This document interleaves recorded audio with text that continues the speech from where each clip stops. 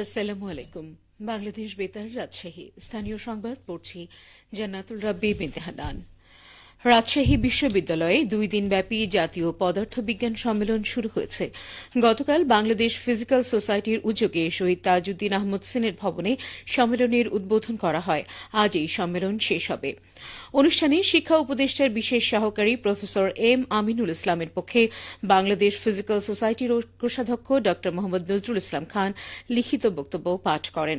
সম্মেলনের উদ্বোধনী অনুষ্ঠানে চেয়ারপারসন ছিলেন বাংলাদেশ ফিজিক্যাল সোসাইটির সভাপতি ড মোহাম্মদ শওকত আকবর।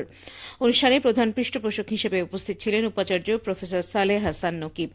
2 দিনব্যাপী এই সম্মেলনে একটি প্লিনারি সেশন সহ 9টি একাডেমিক সেশনে পদার্থবিজ্ঞান ও সংশ্লিষ্ট বিষয়ে প্রায় 120টি প্রবন্ধ এবং একটি পোস্টার সেশনে 116টি পোস্টার উপস্থাপিত হবে।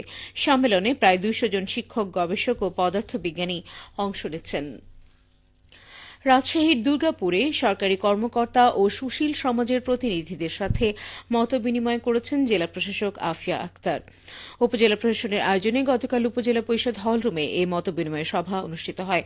উপজেলা নির্বাহী কর্মকর্তা সাবরিনা শারমিন এর সভাপতিত্বে ও প্রাথমিক শিক্ষা কর্মকর্তা আসাদুজ্জামানের সঞ্চালনায় মতবিনিময় সভায় জেলা জামায়াতের অ্যাসিস্ট্যান্ট সেক্রেটারি মোহাম্মদ নুরুজ্জামান লিটন, অতিরিক্ত জেলা প্রশাসক রাজস্ব জুবায়ের হোসেন, সহকারী কমিশনার ভূমি সুমন চৌধুরী বক্তব্য রাখেন।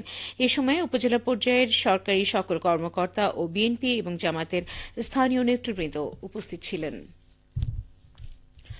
বাংলা ইশারা ভাষা দিবস উদযাপন উপলক্ষে নাটোরে আলোচনা সভা অনুষ্ঠিত হয়েছে। আজ সকালে জেলা প্রশাসকের সম্মেলন কক্ষে অনুষ্ঠিত আলোচনা সভায় সভাপতিত্ব করেন জেলা প্রশাসক আসমা শাহীন। আলোচনা সভায় বক্তারা বলেন, প্রতিবন্ধী মানুষের মধ্যে অন্তর্নিহিত এক শক্তি বাস করে। অন্তর্নিহিত ওই শক্তি বা মেধাকে দেশের উন্নয়নের মূল ধারায় সম্পৃক্ত করতে হবে, তবেই চলমান উন্নয়ন হবে টেকসই। এই লক্ষ্যে দেশের প্রতিবন্ধী ব্যক্তিদের জন্য ভাতা কার্যক্রম, শিক্ষার্থীদের জন্য বৃত্তির ব্যবস্থা, শিক্ষা প্রতিষ্ঠানে পাঠদান কার্যক্রম চালুসহ বিভিন্ন উন্নয়নমূলক কার্যক্রম পরিচালনা করে যাচ্ছে সরকার।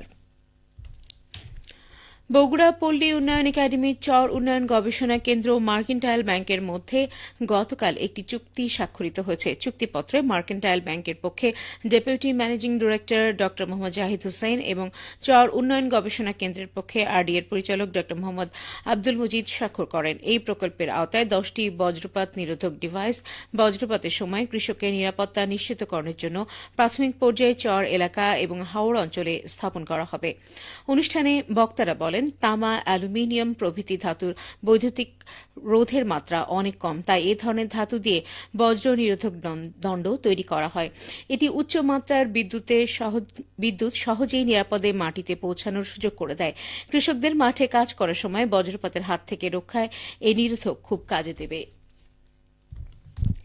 এসো দেশ বদলাই, পৃথিবী বদলাই এই স্লোগানকে সামনে রেখে তারুণ্যের উৎসব 2025 উদযাপন উপলক্ষে নওগাঁয় পরিচ্ছন্নতা অভিযান কার্যক্রমের উদ্বোধন করা হয়েছে।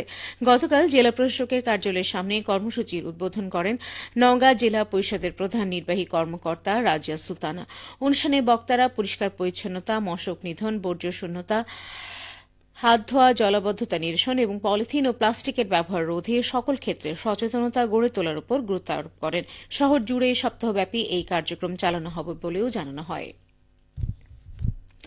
নাটোরের গাছিরা মৌসুমের শেষ প্রান্তে খেজুর গাছ থেকে রস আহরণ ও গুড় উৎপাদনে ব্যস্ত সময় পার করছেন। চলতি শীত মৌসুমে নাটোরে অন্তত 108 কোটি টাকার গুড় উৎপাদন হবে বলে আশা করা হচ্ছে। রস আহরণযোগ্য 3,21,135টি খেজুর গাছ থেকে এই গুড় পাওয়া যাচ্ছে। কৃষি সম্প্রসারণ অধিদপ্তর নাটোর জেলা কার্যালয় সূত্রে জানা যায়, শীত মৌসুমের 75 দিনে প্রতিটি গাছ থেকে গড়ে 207 লিটার রস পাওয়া যায়। প্রতিটি গাছের রসে গুড় উৎপাদন হয় 22 কেজি। জেলায় চলতি মৌসুমে গড়ে প্রায় 6,790 টন খেজুর গুড় উৎপাদন হবে বলে আশা করা হচ্ছে। উৎপাদিত গুড়ের আর্থিক মূল্য অন্তত 108 কোটি টাকা।